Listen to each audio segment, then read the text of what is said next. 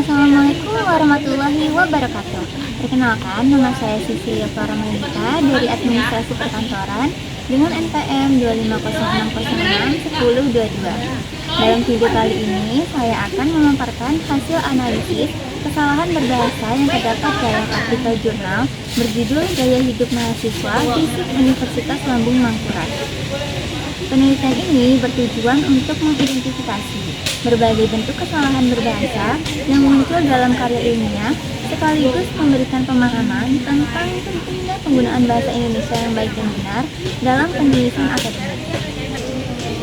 Bahasa memiliki peran yang sangat penting dalam dunia akademik karena berfungsi sebagai sarana utama dalam menyampaikan gagasan ilmiah. Setiap karya ilmiah seharusnya mengikuti kaidah kebahasaan yang diatur dalam Pedoman Umum Ejaan Bahasa Indonesia atau PUED. Namun, kenyataannya masih sering dijumpai berbagai kesalahan berbahasa dalam tulisan ilmiah mahasiswa. Oleh karena itu, artikel jurnal Gaya Hidup Mahasiswa FISIP Universitas Lambung Mangkurat dipilih sebagai objek kajian untuk menelusuri sejauh mana ketepatan penggunaan bahasa Indonesia diterapkan dalam karya tersebut. Rumusan masalah dalam penelitian ini mencakup 3 hal utama. Pertama, bentuk-bentuk kesalahan berbahasa apa saja yang terdapat dalam artikel jurnal tersebut. Kedua, bagaimana penerapan kaidah bahasa Indonesia yang baik dan benar dalam aspek ejaan, penulisan huruf, kalimat, paragraf, serta unsur serapan. Ketiga, faktor-faktor apa yang menyebabkan munculnya kesalahan berbahasa dalam karya ilmiah. Dalam landasan teori, kesalahan berbahasa diartikan sebagai penyimpangan dari kaidah bahasa baku. Jenis kesalahan yang sering ditemukan meliputi kesalahan pada ejaan, morfologi, sintaksis, paragraf, diksi, dan unsur serapan. Selain itu, penelitian ini juga mengacu pada PUED sebagai pedoman resmi penulisan bahasa Indonesia. Pemahaman terhadap kalimat efektif, yaitu kalimat yang menyampaikan gagasan secara jelas dan efisien, serta paragraf yang baik yang memiliki kesatuan, kepaduan, dan kelengkapan menjadi dasar penting dalam analisis ini. Unsur serapan juga turut diperhatikan mengingat banyaknya penggunaan kata dari bahasa asing atau daerah yang seringkali tidak disesuaikan dengan kaidah bahasa Indonesia. Berdasarkan hasil analisis, ditemukan berbagai kesalahan dalam aspek ejaan. Misalnya, penulisan bentuk tidak baku seperti karena yang seharusnya karena, serta kesalahan pada penggunaan kata depan di yang tidak dipisah dengan nama tempat. Contohnya di Banjarmasin yang seharusnya di Banjarmasin. Selain itu, terdapat juga kesalahan ketik seperti hidup yang seharusnya hidup. Pada aspek penulisan huruf, ditemukan ketidakkonsistenan dalam penggunaan huruf kapital, terutama pada penulisan nama lembaga dan tempat.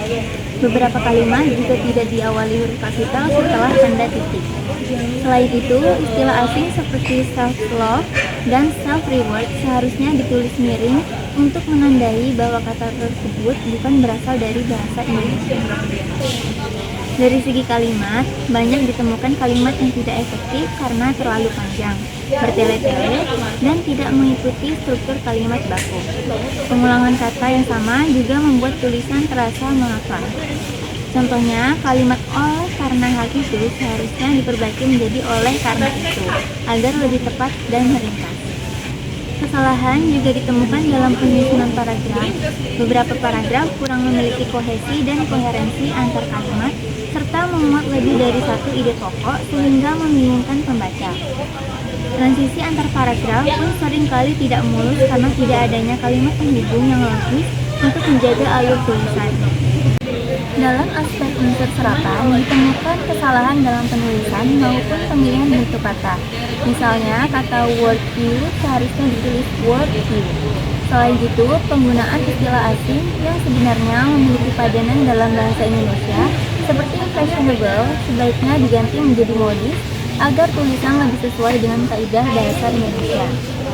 Dari seluruh temuan tersebut, dapat disimpulkan bahwa artikel jurnal ini mengandung berbagai kesalahan berbahasa yang mencakup aspek ejaan, penulisan huruf, kalimat, paragraf, dan unsur serapan. Sebagian besar kesalahan ini muncul karena pengaruh kebiasaan berbahasa lisan, kurangnya pemahaman terhadap poesi, serta rendahnya perhatian terhadap proses penelitian bahasa sebelum publikasi.